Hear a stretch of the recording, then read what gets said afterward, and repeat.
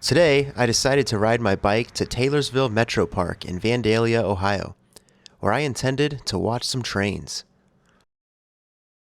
I started my route at Island Metro Park near downtown Dayton, with a planned ride of about 10 miles each way up to Taylorsville.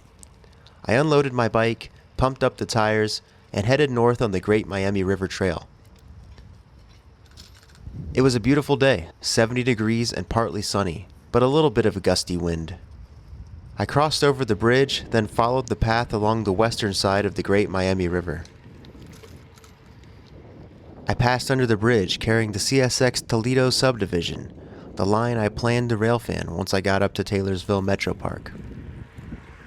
The trail passed through various landscapes, including urban industrial zones, some leafless forests, and even some farm fields. The miles ticked up, and I had a nice tailwind pushing me along.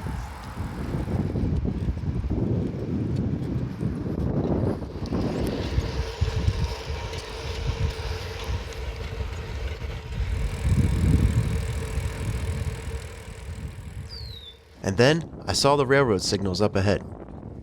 And surprisingly, a new pedestrian bridge had been built over the tracks.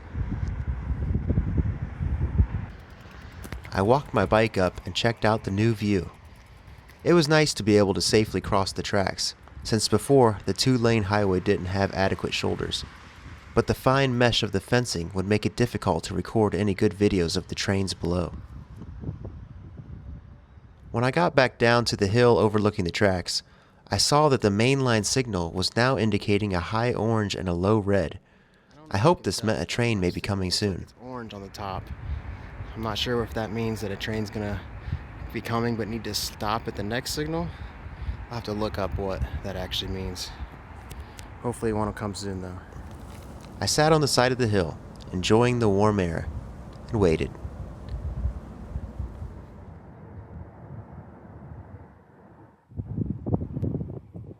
After about 20 minutes, I heard some chatter on the radio. I just heard the dispatcher. L39D, go ahead, over. Not sure what that.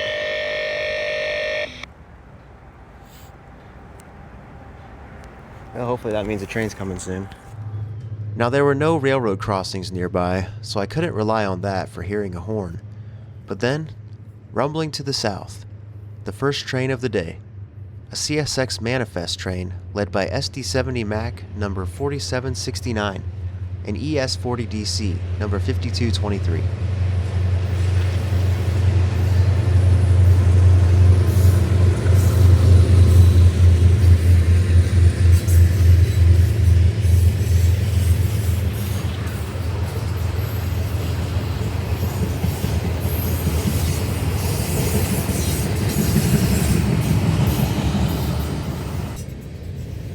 The train had various different types of rolling stock, including these interesting frame parts being hauled on some flat cars.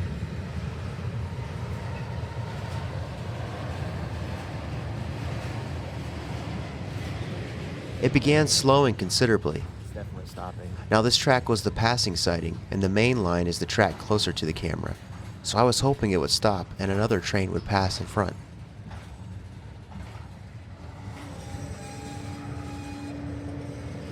Eventually, the train did come to a complete stop.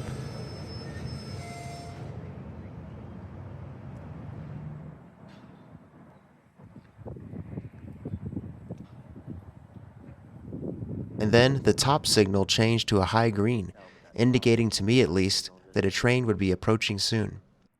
So I'm expecting another train to be coming down on the second track. Not long after, I heard the rumbling of another train coming from the north. CSX defect detector, milepost 70.7. Defects. No defects. Total axle 502. End of transmission.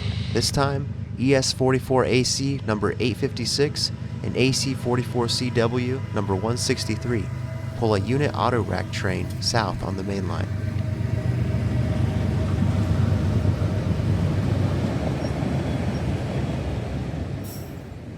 Auto racks have always been my favorite freight car. There's just something about the uniformity and the sheer size that's captivating to me.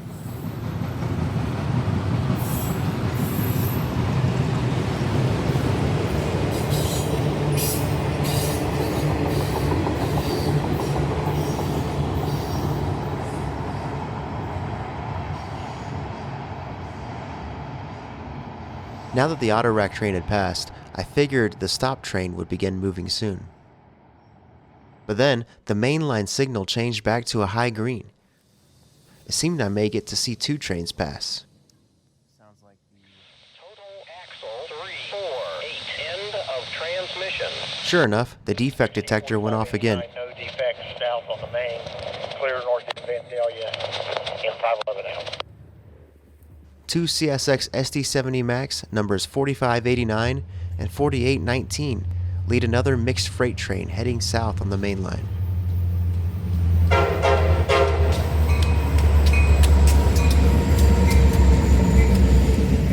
And what a cool engineer, giving me a couple taps on the horn as he passed.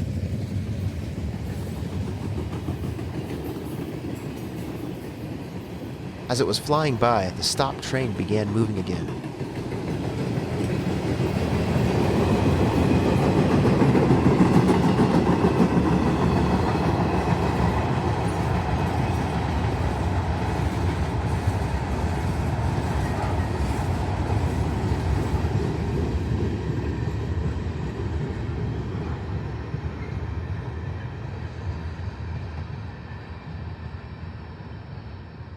Once both trains had left the area, all was quiet once again. Just me, my bike, and a 10-mile ride ahead of me. But just as I was packing up, I saw lights on the siding again. A local train, slowly heading my way.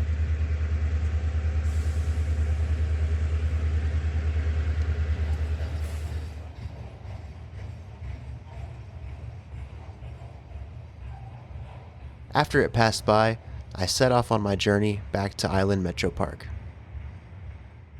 I raced the setting sun through forests, sailed along the Great Miami River, and sped through industrial wastelands.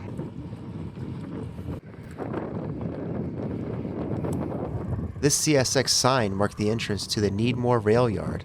Potentially, one of the trains I'd just seen had come from this very yard.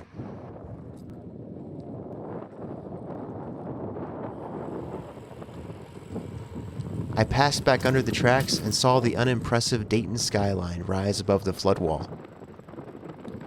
And then, disaster! I think I have a flat tire. My rear wheel began feeling very rough. I looked down to see it rapidly losing its shape. This was the first flat tire I'd ever gotten on this bike, and I had spare tubes and tire levers in the saddlebag, but since it was almost dark and I was nearly back to the car, I chose to just walk it the rest of the way.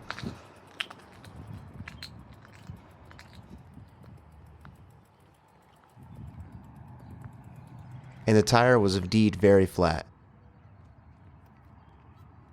But with 4 trains and 20 miles ridden, this marked a successful end of my adventure for today.